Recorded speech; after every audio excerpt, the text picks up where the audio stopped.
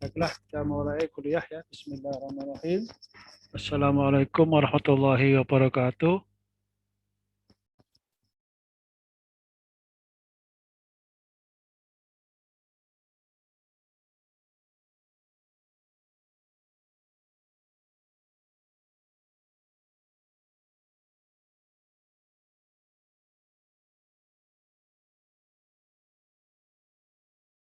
Kita lanjutkan setelah kita libur ya. Kita baru masuk sekarang ini.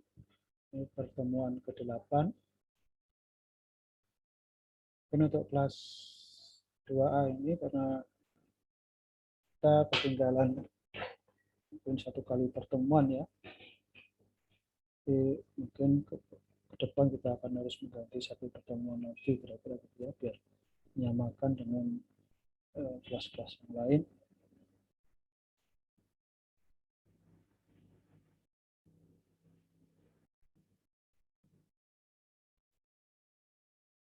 Nah, silahkan absen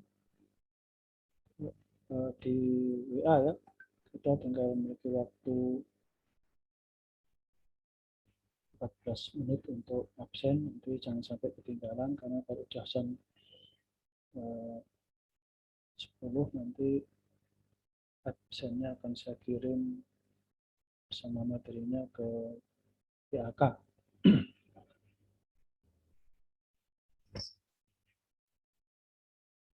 Pertemuan sekarang ini kita akan membahas materi mengenai bentuk-bentuk perusahaan. Jadi kalau saudara kemarin yang memiliki e-book dari saya yang kemarin itu memang materinya itu tidak ada ke situ ya, karena itu untuk yang terbaru memang kita pisah-pisahkan menjadi beberapa jilid. Kalau buku yang lama itu yang tebal itu yang sudah dicetak itu memang ada ya bentuk-bentuk perusahaan. Tapi memang isinya sudah banyak mengalami perubahan. Jadi nanti yang punya buku yang lama, perusahaan yang lama, yang cetakan yang lama itu silahkan nanti menyimak perubahan-perubahan yang ada.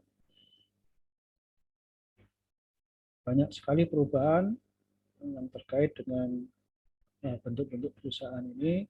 Ada beberapa bentuk perusahaan baru, nanti ada ketentuan mengenai perseroan terbatas yang dirubah dengan Undang-Undang Cipta Kerja, dan beberapa hal yang dihilangkan seperti daftar perusahaan itu tidak lagi ada, dihapus, sehingga nanti buku saya yang lama itu masih ada ya, daftar perusahaan itu sudah nggak dipakai lagi karena sudah dihapus dengan Undang-Undang Cipta Kerja.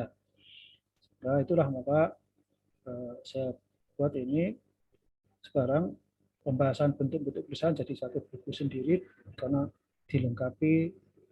Kalau kemarin baru ringkasan ikhtisar, itu sekarang sudah dilengkapi banyak materi dan meliputi hampir semua bentuk-bentuk perusahaan yang telah ada ya di Indonesia.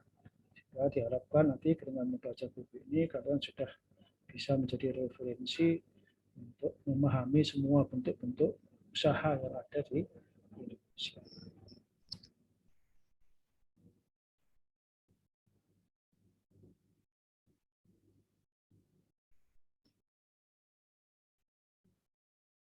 Oke, kita masuk langsung ke materi. Ada berapa macam bentuk perusahaan itu? Pertanyaannya begitu ya. Ada berapa macam bentuk perusahaan?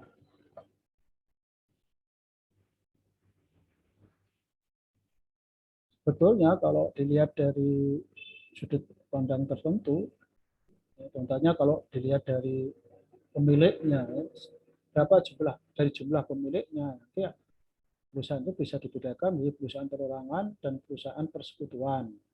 Itu hanya ada dua kalau dilihat dari jumlah pemiliknya. Perusahaan perorangan dan perusahaan persekutuan. Perusahaan perorangan itu hanya ada satu aja ya.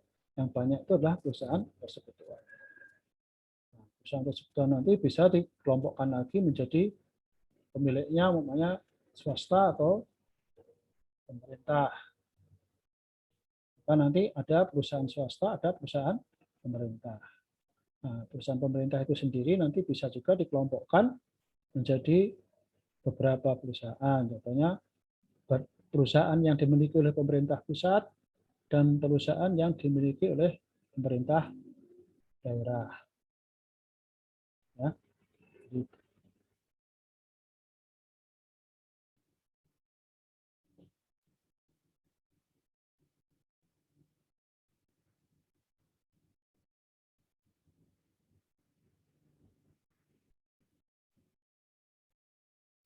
Jadi itu kalau kita lihat dari berbagai macam perusahaan. Nah, perusahaan BUMN sendiri nanti bisa dikelompokkan menjadi beberapa perusahaan lagi.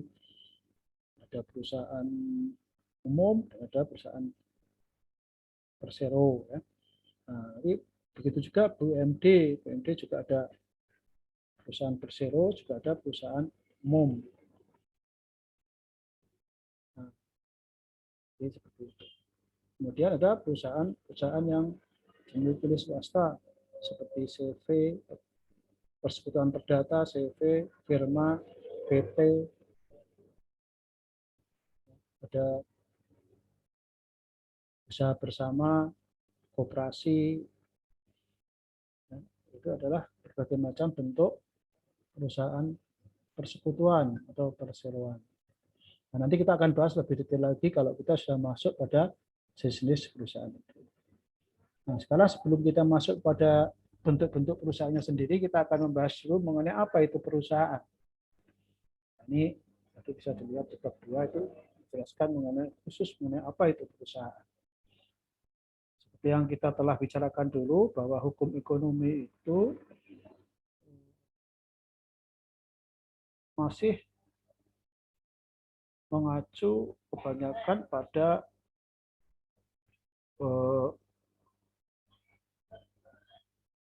undang-undang yang telah diciptakan oleh Belanda ya, yang kemudian kita ambil, kita adopsi dan diberlakukan di Indonesia, itu kita sebut dengan Kitab Undang-Undang Hukum Dagang. Walaupun dia telah mengalami banyak perubahan ya. Sampai sekarang hukum dagang ini banyak mengalami perubahan. Nah, perubahan hukum dagang ini nanti terlihat pada buku atau kitab Undang-Undang Hukum Dagang yang telah diterjemahkan. Itu banyak yang terjemahkan, nanti sudah bisa lihat beberapa orang yang menerjemahkan yang tadinya kita sebut dalam bahasa Belandanya itu Wetboek van Koophandel, lalu diterjemahkan dari kitab Undang-Undang Hukum Dagang. Itu kita sudah bahas itu kemarin di buku pertama mengenai pengantar hukum ekonomi ya. Nah, sekarang kita akan melihat bagaimana perusahaan itu dibahas di dalam kitab Undang Hukum Dagang dan undang-undang yang lainnya. Jadi dulu nama KUHD itu memang kitab Undang-Undang Hukum Dagang, bukan kitab Undang-Undang Hukum Perusahaan. Kenapa? Karena ini memang sejarahnya begitu ya. Dulu yang namanya usaha itu kebanyakan adalah dalam bentuknya atau ansih atau pada prinsipnya usaha itu ya perdagangan atau perniagaan gitu ya. Jadi kebanyakan usaha dalam waktu itu adalah membeli untuk dijual kembali, itu yang disebut dengan perniagaan atau perdagangan. Nanti jual beli lah istilahnya gitu ya. Itu disebut sebagai perdagangan. Nah, kemudian semakin ke sini maka perusahaan itu berkembang, bukan hanya usaha dagang aja yang ada ya, tapi juga nanti berbagai macam hal seperti sewa menyewa itu juga jadi bisnis. Ada, kalau sekarang ini ada persewaan rumah, persewaan hotel dan sebagainya itu kan. Jadi kalau kita menginap di hotel kan itu kita tidak membeli hotelnya kan, kita membeli jasanya saja ya.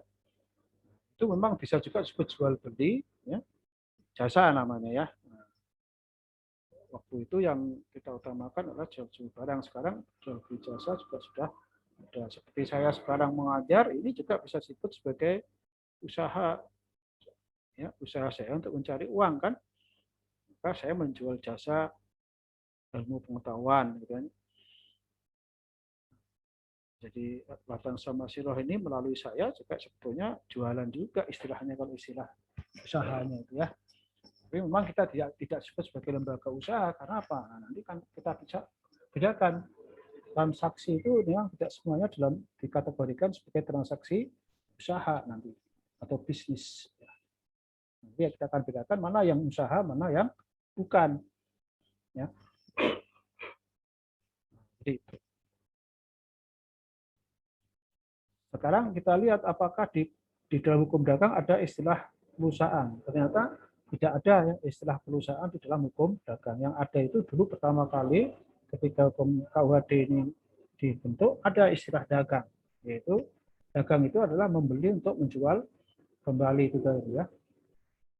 Tapi kemudian istilah itu dihapus karena definisi itu sudah nggak cocok lagi istilah itu dengan kondisi yang ada, sehingga dirubahlah menjadi usaha dagang itu. Tapi usaha itu sendiri tidak ada definisinya di dalam KUHD. Nah, kalau kita lihat undang-undang yang terbaru sekarang ini yang muncul-muncul belakangan, memang ada yang mendefinisikan perusahaan, tapi nanti definisinya akan berbeda-beda sesuai dengan kepentingan undang-undang itu sendiri. Definisi undang-undang pajak mungkin akan berbeda dengan PT ya, undang-undang PT itu, sehingga menimbulkan berbagai macam kesulitan nanti untuk memahami apa itu usaha itu. Oleh karena itu, supaya kita bisa memahaminya, nanti kita akan mencoba mendengarkan pendapat para ahli, melihat pendapat para ahli. Kenapa? Karena kalau di undang-undang tidak ada definisi yang baku, maka sumber sumber hukum itu tidak hanya undang-undang ya. Mari kita sudah jelaskan sumber hukum formal itu ada undang-undang, ya kan? Ada jurisprudensi, kan? Ada keputusan hakim, ya kan? Ada perjanjian, traktat, ya kan? Ada juga kebiasaan, ada juga pendapat para ahli. Nah, ya, pendapat para ahli itu bisa dijadikan sumber hukum kalau memang tidak ada apa namanya definisi yang tertentu atau yang jelas, bisa jadikan pedoman. Oke, nah sekarang coba kita lihat pendapat para ahli. Banyak ya. Ini saya sudah utarakan berbagai macam pendapat para ahli. Mulai dari yang ada di Indonesia seperti Pak Subekti, Profesor Subekti adalah ini ahli hukum yang pertama menjadi menteri di Indonesia. Ya. Banyak mengarang buku, bukunya digunakan di masa-masa lalu. Sampai sekarang juga masih relevan karena memang hukum Belanda itu masih kita gunakan. Nah, kalau Prof. Veron Mongelark itu di sini yang orang Belanda ini menyebutkan bahwa perusahaan adalah keseluruhan perbuatan yang dilakukan secara terus-menerus bertindak keluar untuk mendapatkan penghasilan dengan cara memperniagakan barang-barang atau mengadakan perjanjian perdagangan. Jadi kalau saya lihat Mongelark ini orientasi usaha itu berdagang ya, masih hanya mengadakan perjanjian perdagangan. Nah, kalau kita lihat Profesor Subekti ini menjelaskan perusahaan apa itu seorang disebut menjalankan perusahaan atau menjalankan usaha apabila ia bertindak keluar untuk mencari keuntungan dengan cara di mana ia menurut imbangan lebih banyak mempergunakan modal daripada mempergunakan tenaga sendiri. Jadi intinya perusahaan itu adalah sesuatu yang dilakukan oleh usaha itu sesuatu yang dilakukan oleh orang ya Baca. Orang itu kenapa disebut usaha yaitu apabila dia melakukan kegiatan yang bertindak keluar, tapi bukan untuk kepentingan sendiri ya, tapi untuk kepentingan tidak luar untuk mencari keuntungan. Jadi artinya dia melakukan kegiatan yang kegiatan itu bukan untuk dirinya sendiri ya, tapi untuk pihak luar. Jadi kalau dia mamanya orang memasak itu di rumah kalau untuk diri sendiri ya tidak disebut usaha, tapi kalau dia memasak untuk dijual untuk restoran berarti dia melakukan usaha, itu maksudnya bertindak keluar. Mencari keuntungan, tujuan utamanya mencari keuntungan. Nah, mencari keuntungan dengan cara di mana menurut imbangan, artinya perimbangan antara modal tenaga itu lebih banyak modal karena sekarang banyak juga orang yang mencari uang dengan bekerja. Nah, lalu apa bedanya orang yang bekerja dengan orang yang menjalankan usaha? Nah, di sini Profesor Subekti menjelaskan yaitu adanya perimbangan modal yang lebih besar. Tapi modal itu artinya dalam bentuk finansial itu ya, dalam bentuk barang, dalam bentuk yang non tenaga manusia itu lebih besar. Nah, contohnya saudara umpamanya jualan bakso ya, jualan bakso. Kita lihat nah, modal saudara untuk jualan itu apa nilainya lebih banyak enggak dengan tenaga yang saudara gunakan? Ya. Nah, kalau modalnya lebih banyak, karena modalnya itu mulai dari modal kerja yang digunakan untuk membeli bakso mie dan sebagainya itu sebagai bahan, bisa juga modal untuk membuat gerobaknya dan sebagainya, semua yang dikeluarkan untuk menjalankan usaha itu selain tenaga itu disebut modal. Lalu dibandingkan dengan modal, pasti nanti akan lebih banyak modalnya. Agak berbeda kalau seorang dokter yang praktek itu. Kalau seorang dokter yang ada di rumah sakit itu bukan pengusaha ya, dia pekerja. Tapi kalau seorang dokter yang praktek mandiri dan dia sendirian di situ melayani pasien, pasien datang di situ untuk berobat, nah maka kalau kita lihat dokter eh, dengan apa namanya pekerjaannya itu bagaimana, apakah dia menjalankan usaha atau hanya menjalankan pekerjaan. Nanti ada orang itu menjalankan pekerjaan, ada menjalankan usaha kan. Kalau dia menjalankan usaha, maka modalnya menurut Profesor Sugeng harus lebih besar daripada tenaganya. Dokter itu kalau kita lihat, kalau dia praktek umpamanya, nah, tentu saja dia harus menghitung tempat prakteknya sebagai sewa, ya kan. Nah, kadang-kadang juga kalau dia praktek di umpamanya di apotek, kadang-kadang memang nggak bayar, gratis ya. Tapi biasanya ruang praktek dokter itu hanya satu ruangan aja ya, sehingga biayanya nggak terlalu besar. Dan peralatannya, stetoskop dan sebagainya juga nggak terlalu mahal. Nah, tapi ketika dia meminta tarif ke pasien itu akan cenderung besar, bisa sampai ratusan ribu ya untuk dokter spesialis terutama per pasien. Sehingga kalau dia lihat penghasilannya kadang-kadang kalau 10 pasien aja sudah 1 juta, mungkin 50 pasien 5 juta sehari ya. Sehingga mungkin seluruh seluruh sewa dan peralatannya itu pun untuk 1 hari sudah kebayar. Nah, kalau 1 bulan, ya, berarti yang dihargai di situ saja bukan modalnya ya, tapi tenaganya. Tenaga dokternya itu lebih mahal daripada modalnya. Sehingga di sini kalau dilihat dari seperti ini, maka dokter yang menjalankan praktek itu bukan menjalankan usaha, tapi menjalankan pekerjaan sesuai dengan pendapat Profesor Sugeng gitu ya. Ya, tapi seperti itu untuk membedakan usaha. Nah, dari berbagai macam pendapat ini nanti tidak saya sebut satu-satu, saya akan menyimpulkan saja di sini. Saya melihat bahwa perusahaan itu bisa dilihat apakah usaha atau tidak, perusahaan atau tidak, itu bisa dilihat dari ciri-ciri yang diambil juga dari pendapat para ahli tadi. Maka saya sebutkan ini ada 8 ciri yang membuat sesuatu itu seseorang itu apakah menjalankan usaha atau tidak, atau sesuatu itu disebut perusahaan atau bukan perusahaan. Nah, di sini ada terus-menerus, terang-terangan, bertindak keluar dalam kedudukan tertentu, lebih banyak menggunakan modal daripada tenaga atau keahlian, tujuannya untuk mencari laba atau penghasilan bagi diri sendiri. Ingat ya, laba atau penghasilan bagi diri sendiri. Lalu ketujuh, perlunya perhitungan laba rugi yang dapat diperkirakan dan adanya pembukuan. Jadi inilah ciri dari sebuah perusahaan yang kita ambil dari berbagai macam pendapat tadi. Nah, terus-menerus artinya apa? Ketika saudara menjalankan sesuatu, mengerjakan sesuatu hanya sekali saja atau 2 kali saja atau kadang-kadang ya kadang-kadang enggak, nah itu kita tidak sebut sebagai usaha. Contohnya, ketika saudara melakukan jual beli atau perdagangan, namanya menjual hasil usaha saudara, namanya.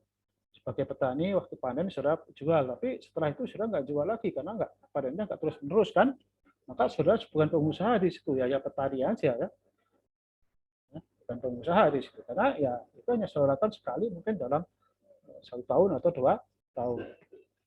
Terus saudara jual tanah ke orang itu hanya sekali aja, itu tidak sebut menjalankan usaha ya, karena tidak terus menerus. Jadi kalau terus menerus, berarti saudara mamanya buka kios, toko, gitu kan? Lalu saudara jualan bakso di situ, maka tiap hari saudara jualan bakso ya hanya libur dalam waktu tertentu saja, secara periodik, secara terus menerus menjalankan itu. Terang-terangan artinya apa yang saudara lakukan itu tidak disembunyikan, ya. Bahkan mungkin malah dipamer-pamerkan, ya diperhatikan pada orang lain, terang-terangan. Kalau disembunyikan namanya bukan usaha, ya. Nah, mungkin kejahatan karena aku diketahui orang, makanya. Lalu bertindak keluar artinya sudah melakukan ini bukan untuk diri sendiri, tapi nanti dengan pihak lain. Ya. Seperti yang saya sebutkan tadi ya, masak tadi kan, dalam kedudukan tertentu. Jadi ada kedudukannya di situ, baik kedudukan fisiknya namanya tempatnya di mana saudara menjalankan usaha itu, lalu sebagai apa saudara di situ kedudukannya, sebagai penjual, sebagai nanti agen, ya kan, atau sebagai distributor, ya, grosir atau apa seperti itu, ya, ada kedudukan di situ. Kemudian yang kelima, lebih banyak menggunakan modal, tadi sudah kita jelaskan, tujuannya untuk mencari laba untuk penghasilan diri sendiri. Jadi tujuan itu sudah ada pada saat mendirikan usaha itu. Jadi ketika saudara ingin menjalankan usaha itu dalam rangka ingin mencapai keuntungan tadi, untuk mendapatkan keuntungan. Dan keuntungan itu untuk diri sendiri, untuk orang yang melakukan usaha. Tapi kalau keuntungan itu tidak untuk diri sendiri, contohnya seperti STI Latansa, itu dia melakukan kegiatan juga. Bahkan dia mempunyai pendapatan juga, menjual sesuatu juga. Tapi karena keuntungannya tidak untuk diri sendiri, bukan untuk tidak digunakan oleh orang-orang yang melakukannya itu di situ, maka dia tidak disebut sebagai pengusaha. Karena nanti penghasilan, kalau ada penghasilan, ada kemudian biaya, setelah dikurangi biaya, penghasilannya itu ada sisa. Maka itu sebetulnya dalam bisnis namanya keuntungan. Nah, keuntungan yang dalam bisnis itu adalah keuntungan yang kemudian diperuntukkan untuk pelakunya tadi itu, untuk orangnya yang memiliki bisnis. Nah, sekarang STI Latansa itu pelakunya siapa? Orang yang memiliki yayasan, yang mendirikan yayasan. Nah, orang yang mendirikan yayasan itu tidak boleh menikmati keuntungan dari usaha yayasan. Tidak boleh, itu dalam undang-undang. Maka itu nanti akan dikembalikan kepada yayasan lagi untuk mengembangkan kegiatannya. Itu mengembangkan namanya STI Latansa tadi. Membangun gedung dan sebagainya. Bukan dinikmati oleh pemilik yayasannya. Nah, maka yayasan atau Latansa itu tidak disebut menjalankan usaha, tapi dia menjalankan pekerjaan. Karena tidak untuk mencari keuntungan untuk diri sendiri. Yang ketujuh, perlunya perhitungan laba rugi yang dapat diperkirakan. Jadi dia tadi ada hitung-hitungannya. Ya, kalau orang menjalankan usaha tanpa hitung-hitungan untuk memperoleh laba, ya tujuan labanya kan nggak akan capai. Tapi ya dia nggak jalankan usaha nanti. Untung nggak masalah lah. Maka dia tidak disebut menjalankan usaha. Ya, jadi itu yang kita sebut sebagai usaha, yaitu adanya perhitungan laba rugi. Lalu yang terakhir adanya pembukuan. Nah, pembukuan itu dalam rangka apa? Dalam rangka melakukan perhitungan tadi. Ya, itu kan itu memang diwajibkan karena usaha ini nanti harus lihat untungnya berapa. Maka dicatat biasanya dalam pembukuan. Itu diwajibkan setiap orang yang jalankan usaha itu wajib untuk membuat pembukuan itu menurut Undang KUHD. Walaupun mungkin pada prakteknya ini pembukanya itu tidak secara tertulis ya, kadang-kadang hanya diingat-ingat aja. Ya.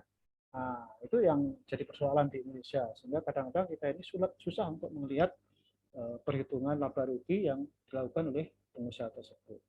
Kenapa? Karena mungkin sanksinya tidak berat sehingga orang mengabaikan juga ya pembukuan dalam bentuk tertulis itu tadi. Nah, itulah yang kita sebut sebagai usaha. Ya, kita punya waktu untuk session pertama ini jam 7 menit lagi ya. Nanti kita akan lanjutkan pada session yang berikutnya. Jadi mungkin kita akan nanti antara 2 atau 3 session ya, kalau kita kan punya waktu 1,5 jam ya. Bisa 2 session, bisa 3 session nanti ya. Jadi nanti kalau kita habis waktunya langsung masuk lagi ya. Nanti karena ini recurring tidak pakai jadwal, nanti begitu kita selesai masuk lagi ya. Karena memang kita menggunakan kuota yang terbatas ya. Oke, kalau ada pertanyaan silahkan, mungkin ada yang perlu ditanyakan mengenai apa itu perusahaan.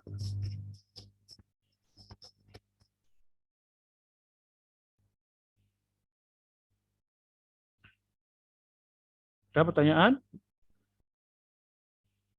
Kalau tidak, kita langsung. Ada, Pak. Tuh. Ada? Nggak ada? Ya, oke, kalau nggak ada, kita langsung masuk ke pembantu perusahaan. Nah, orang yang menjalankan usaha itu bisa sendirian, bisa juga bersama-sama orang lain. Ya, nah, orang lain itu bisa jadi partner sebagai serikat atau pesero, bisa juga sebagai hanya membantu saja, sebagai tenaga kerja contohnya. Kan? Nah, jadi ada atau pihak-pihak yang lain yang ikut membantu usaha itu. Maka kita akan mempelajari sekarang siapa saja orang-orang yang membantu perusahaan, baik nanti sebagai partner maupun sebagai pekerja. Nah, cirinya kalau sebagai partner itu nanti tidak ada subordinasi, ya, tidak ada atasan, tidak ada bawahan di situ, ya. Tidak ada yang memerintah dan tidak ada yang diperintah, tapi setara hubungannya, ya. Tapi kalau tenaga kerja itu hubungannya subordinasi, jadi ada majikan atau pengusaha, ada juga pekerja atau buruh. Nah, itu makanya disebut sebagai tenaga kerja atau buruh, gitu ya. Nah, hubungannya itu namanya hubungan tenaga kerja atau hubungan perburuan. Sedangkan kalau nanti sebagai partner atau sebagai pembantu yang setara itu biasanya nanti hubungannya adalah pemberian kuasa atau partnership tadi, ya, pemberian kuasa atau partnership. Oke, jadi itu untuk pembantu perusahaan lah. Kita lihat sekarang berbagai macam kemungkinan orang yang menjalankan usaha. Pertama, menjalankannya sendiri, ya, saudara. Perusahaan perorangan yang tidak dibantu siapa, ya. Nah, itu contohnya kalau ada tukang bakso yang keliling gitu kan, menjalankan usaha, atau yang berhenti di satu tempat dengan kiosnya, tapi dia hanya kerja sendiri tanpa dibantu orang lain. Dia pengusaha sekaligus pekerjanya, ya. Itu namanya menjalankan, tapi tanpa pembantu perusahaan. Yang kedua, menjalankan dengan bantuan orang lain, yakni pembantu perusahaan tadi, bantuan orang lain. Ya. Nah, bantuan orang lain artinya mungkin tukang bakso tadi setelah laris, kemudian banyak pembeli, dia tidak bisa melayani sendiri. Kalau melayani sendiri mungkin akan terlalu lama, sehingga akhirnya dia merekrut tenaga kerja untuk membantunya. Nah, ini sebagai bantu perusahaan, sebagai tenaga kerja nanti ya. Nah, pembantunya ini bisa dari atau mungkin dia nyari partner, ya, nyari partner yang lain, yaitu mungkin karena sudah laris lalu dia butuh juga usaha apa namanya modal yang lebih besar, dia tidak punya modal sendiri, maka dia bisa ngajak temannya atau orang lain untuk sekaligus untuk menambah modal dan mungkin bekerja bersama-sama. Nah, nanti bisa dilihat siapa yang menjadi pemimpin dan tidak ditentukan oleh mereka berdua. Lalu yang ketiga itu menyuruh orang lain. Berarti orang yang punya usaha itu nggak perlu menjalankan sendiri usahanya. Biar orang lain aja yang menjalankan. Jadi orang lain itu menjadi pimpinan perusahaan, tapi bukan pemilik. Seperti perusahaan-perusahaan besar itu jarang yang pengusahanya itu jadi pengurus. Dia cukup jadi pemiliknya saja. Nanti semua yang ngurusi perusahaan mulai dari direktur, komisarisnya diserahkan pada orang lain. Atau gabungan dari itu ya, dari menjalankan usaha dengan bantuan orang lain dan sekaligus dengan diserahkan pada orang lain. Jadi pada prinsipnya itulah peluang saudara kalau mau menjalankan usaha. Jadi banyak sekarang orang yang mungkin lihat aja nggak punya pekerjaan ya, tapi sebenarnya dia terima duit terus menerus. Nah, contohnya adalah ini pengusaha nomor 3. Inilah pengusaha yang sudah menjadi pengusaha yang sebenarnya, sehingga dia diem saja duitnya mengalir. Sudah lihat mungkin nih kalau di tokoh-tokoh nasional seperti Sandiaga Uno itu kan, nah, itu kan termasuk orang yang kaya di Indonesia ya, dengan kekayaan mungkin dihitung kemarin mungkin sudah 50 triliun kan. Nah itu apakah dia menjalankan usahanya? Tidak, dia kan jadi politikus sekarang, apakah jadi menteri. Tapi dia tiap tahun atau tiap bulan mungkin masih menerima uang terus dari usahanya itu, dari keuntungan perusahaannya yang dijalankan oleh orang lain, walaupun dia tidak mengerjakan sendiri. Nah, itulah pengusaha yang sudah enak begitu ya, diam aja di rumah, nggak ngurusin usaha, tapi duitnya ngalir terus. Itulah yang diinginkan oleh semua orang kalau bisa, ya, namanya penghasilan pasif, tidak kerja tapi dapat duit. Nah, kalau bisa saudara juga seperti itu.